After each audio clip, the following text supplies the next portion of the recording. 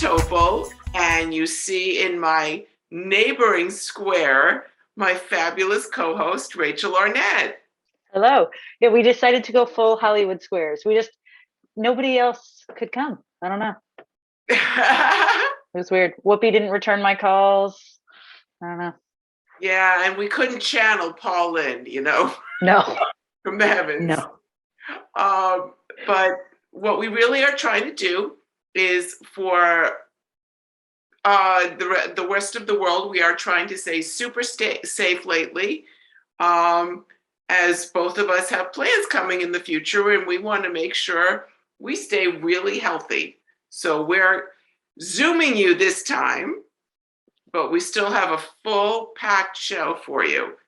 And I'll tell you something, we weren't supposed to, we hoped to have a special guest. Rachel, would you like to tell us about the guest we hope to have? Oh, yes. Well, first of all, just a fantastic family line. Really just talented, brilliant people. Absolutely. So my dad, Alfred,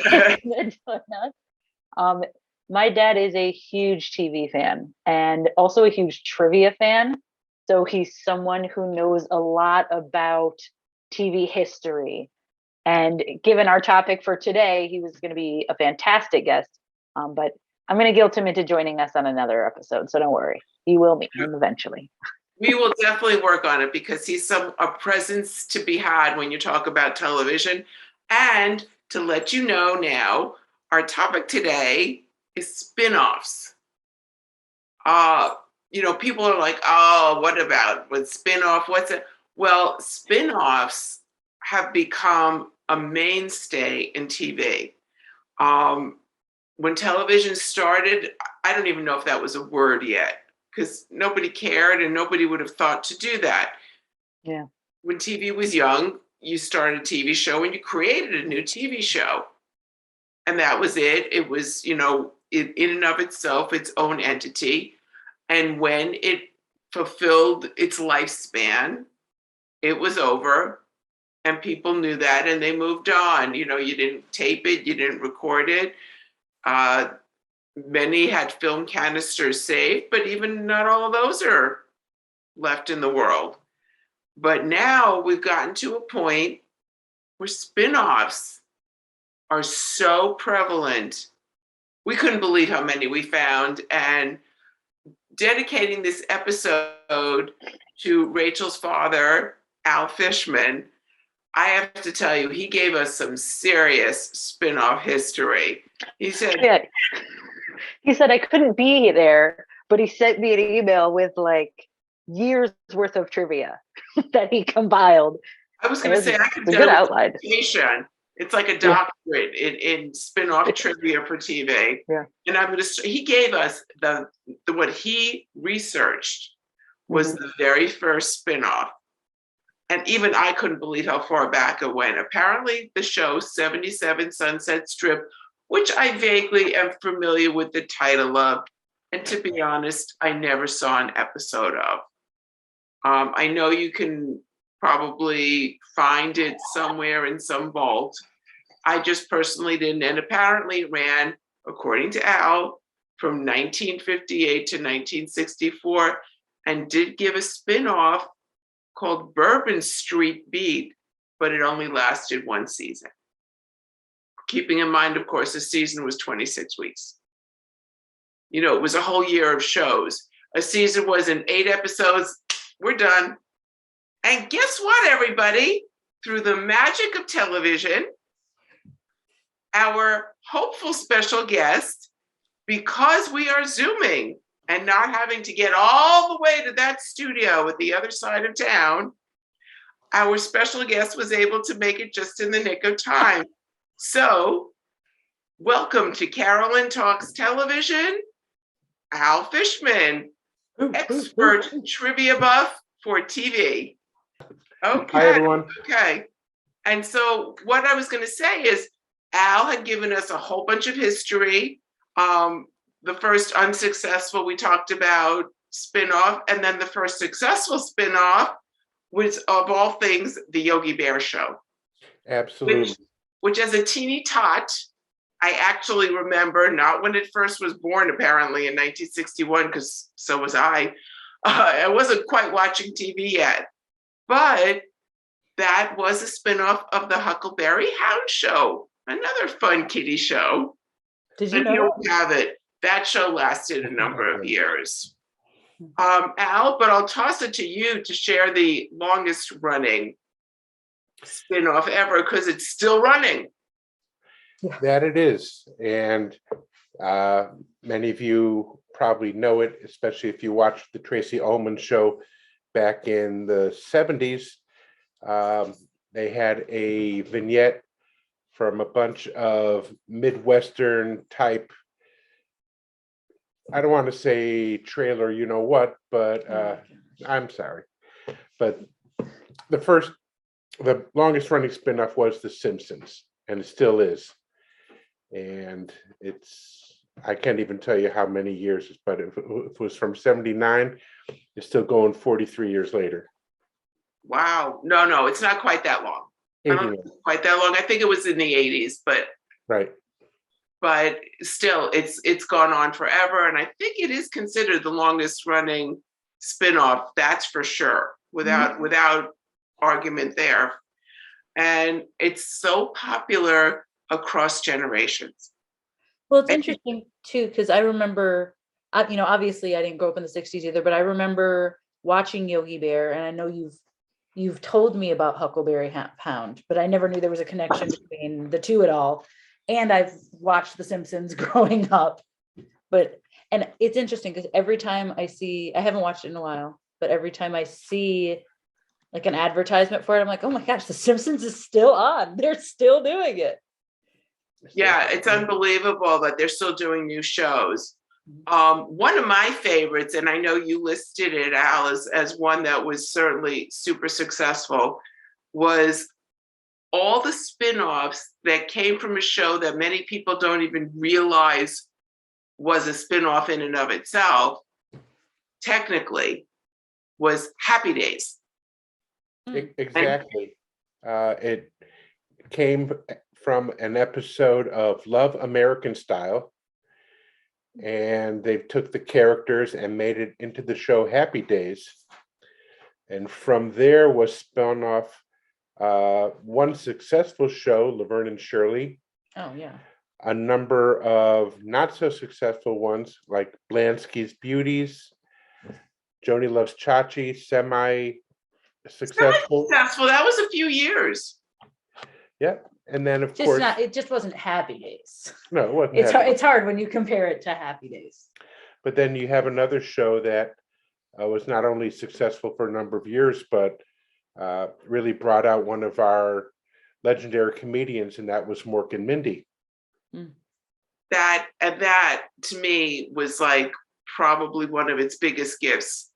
I still remember Love American Style was a show I've always said that was my babysitting show. It was on Saturday nights, late at night, and I would babysit for my neighbor's kids. And after bedtime, their bedtime, I would sit up and watch Love American Style. And one of the episodes had something called Love and the Happy Days. Okay. There you go. And I loved Happy Days when I used to never, obviously I didn't want, how old I am. I don't know why I constantly bring that up. I think I just tell people. But I remember when I would watch Happy Days. Right. And I enjoyed it. And I've seen a few episodes of Joni Love Chachi. I've absolutely seen Laverne and Shirley. I really want to see the episode of Love American Style. I'm sure it's on, I can find it online somewhere. No doubt. I think anybody out there, YouTube it. Love and the Happy Days, Love American Style, and I'm sure it's out there. I have no doubt about it. What I've seen of Mork and Mindy, it's really incredible to see Robin Williams' early work. Knowing how many movies in my childhood and TV shows that he was a part of that were just incredible. Like you can see it on that show. And the great thing about Robin Williams, of course, is that you just had to lead him to what the episode was about, and he would come up with his own Everything, yeah. lines, his own ad libs, and more often than not, they were printed because they were better than what the script was. And one of the most fascinating things is that his co-star, Pam Dawber, was able to keep up with him after she got a sense of who he was and how he performed. Mm-hmm. So talk about successful. Not only was it a spin-off from a guest appearance on Happy Days, where Mork from Ork came down and visited the Fonz, I believe it was. He visited the Fonz and he visited the character that Ron Howard played. And it went on, it caught on, and it got such a good response that they were smart enough to make a show around it. They saw the talent, the raw talent. They were like, yeah, we got to do something here.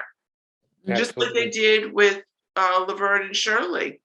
You know, Gary Marshall gave his sister a chance, Penny Marshall, to play that guest spot as Laverne.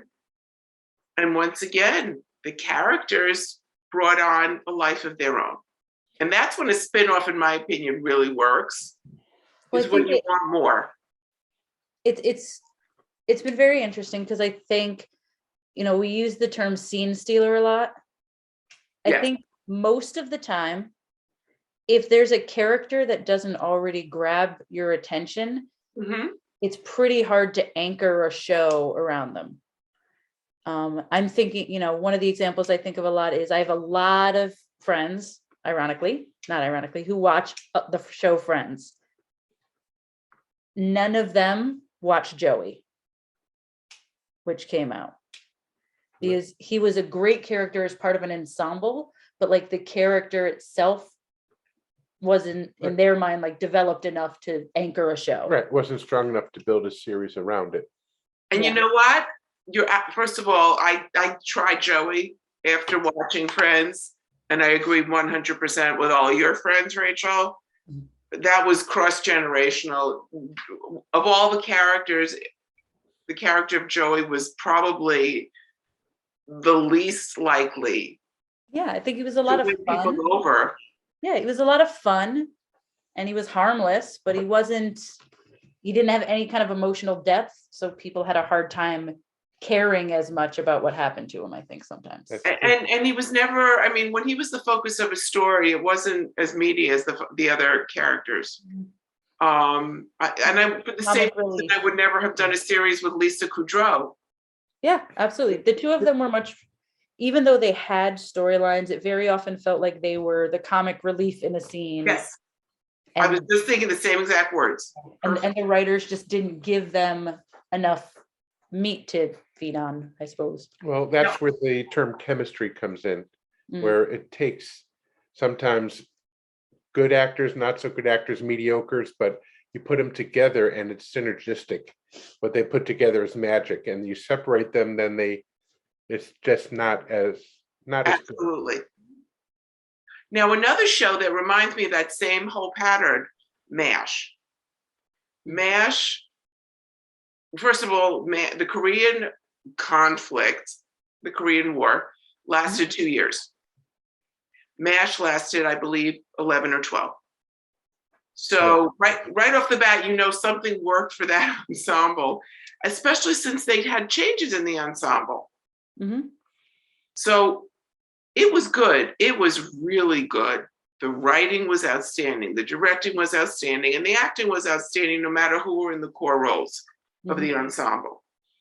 Right. And MASH itself spun off 3 series, one of which was pretty successful. The other 2 were quite forgettable. The interesting part is the one that was successful was not a comedy. It was a drama. It was. And it just changed genre entirely. It just took the character, Trapper John, who was only in it for, I think, the first 3 or 4 years. 3. You're exactly right. And created a hospital drama called Trapper John MD. That lasted for 7 years. Wow. Right. Whereas you had 2 other more direct spin-offs, one called After MASH, which lasted 2 seasons, and then one named after poor Radar, Walter, which was a failed pilot, essentially. Right. I'll tell you something. I really wanted After MASH to work because I was one of those people. I didn't want to give up my show. I loved it. I watched it every week it was on, and Absolutely. right through the finale. And then I watched After MASH, and I learned what it means when you lose the ensemble. Very true. Absolutely. They only carried 3 of the characters along with them. And 2 of those 3 characters, in my opinion, were secondary ensemble characters. Hmm. They were not, you didn't have Hawkeye or BJ or you didn't have you didn't have Hot Lips. You didn't have the stars. You had the secondary level stars. You had the actor that played Klinger, and the actor that played Father Mulcahy, along with the actor Harry Morgan, who played the Colonel. He was a core character. Without the Colonel, you wouldn't have continued the show after the first 3 years. Mm-hmm. But the other 2 were secondary ensemble characters. In some episodes, they had 2 lines, if that. Yeah, it's hard to build a show around a secondary show that follows one of the best loved shows of all time. That's the other part that's hard, is when you're spinning off right MASH, you almost have to do what I really feel like they did the right thing with Trapper John MD, where they just said, no, we're not making anything like this show. In fact, it's going to be just related to it, but like you were saying, a drama. At most very successful spinoffs I've seen, there's been some kind of different angle to it. I think that's where you get Better Call Saul. Yeah. And totally different show. Along those lines, Rachel, I really wonder how good a series would have been if they took Klinger, who morphed himself from someone trying to escape the army by wearing a dress, cross-dressing, but still had his mind set on the army way. If you remember the last season, he fell in love with and married a Korean girl. Hmm. And I wonder how successful a series would have been if they took those 2 characters, brought them back to Toledo, where Klinger was from, and often talked about the Toledo Mud Hens, and called it something like, Welcome Home or Back in Toledo, and just build a series around that. I think it might have been a successful one. I don't think it was ever approached. I think with good writing, that would have been a better option, especially during that period, because many people did bring back from World War II, which wasn't that much earlier than that time period, that capsule period. But people brought back wives, particularly from the country that they were at war in. It happened in Vietnam, and that's why MASH was so successful, because MASH started, I believe, in 72, 73, while Vietnam was still taking place. And there was a lot of angst, to say the least, about it. And they gave it a twist that made it watchable, that gave you some humor as a relief. It was almost like a way to exhale from hearing about the ongoing Vietnam War. So I think you're absolutely right, Al. I think if they had done that, there would have been a much better chance if they talked about that and the challenges of having a wife brought back from the conflict you were just in from another country. I will say, however, I'm not sure the world would have been ready for it yet. Maybe not, unless they made it a drama. I honestly think a show like that would be insane. Like, can you think of the Netflix series they would do on that now? I think it would be outstanding. Oh, or who? Netflix. Yeah. If they could bring back Karate Kid into a 3 or 4 season. Yeah, Cobra Kai. There we go. Exactly. There we go. And I'll tell you something, another really successful spin-off show also from the similar time period, but a much shorter run of the series by choice. I mean, who doesn't know the Mary Tyler Moore Show? I True. mean, my God, brilliant show from day one to the finale. It had an incredible arc. They chose the ending. It ended great. We talked about that finale in our last episode of Carolyn Talks Television. Talk about spin-offs. Al, did you want to just, I mean, there's 3 of them and they're brilliant. Well, they are, and they all revolve around the main characters. One being Rhoda, which was moderately successful. The other one, Phyllis, not so much, but Lou Grant, who went to work for, I believe, the Tribune, Minneapolis Tribune, and that show lasted a number of years, had great actors surrounding him. And it was not a comedy. Once again, they switched genres. Exactly. And maybe that's the key to it. You know, some people say you don't try and reinvent the wheel. You know, if it's not broken, don't fix it. But the viewing audience will see that and say, what is this? They're just taking the same characters and doing the same shtick. I think if you reinvent it a little bit and make it a drama or a comedy drama, there's much bigger of a chance that it will be successful. Well, I think one thing that's very different when I think of Karate Kid to Cobra Kai and something like MASH to After MASH is I think there's also a really baked in nostalgia factor when you look at Cobra Kai and Karate Kid.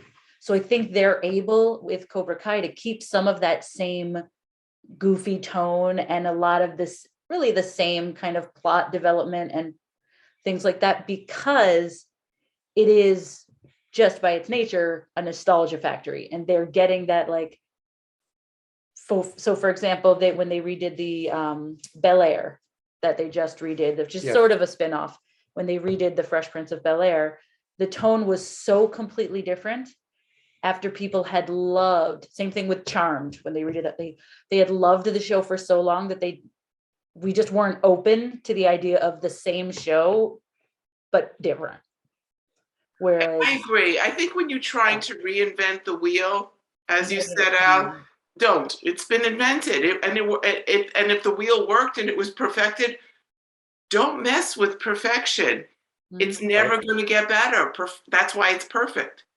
Yeah. There are certain shows that just get there, and don't try to change them. One of the things that I think is fascinating is when you get a show, and Al, this was something you brought out to us when you were sharing this wonderful document you shared, and I'm going to be really brief, but a TV show that barely got to air, and by the way, got to air because Lucille Ball has incredible foresight. Yeah. Desi Liu took Star Trek. On her word, she said, do Star Trek. And they did it. They did Star Trek. Star Trek not only has had a gazillion spin-offs, but movies, like in the movie theaters where you cannot get a ticket. I would say it's one of the cornerstone franchises of anything. And they're still making the TV series. They're still making the movies. Yeah. And it's amazing. They're starting to hit that nostalgia point. Well, I mean, frankly, that nostalgia point has always been there for Star Trek. That's right. But, I mean, look at William Shatner.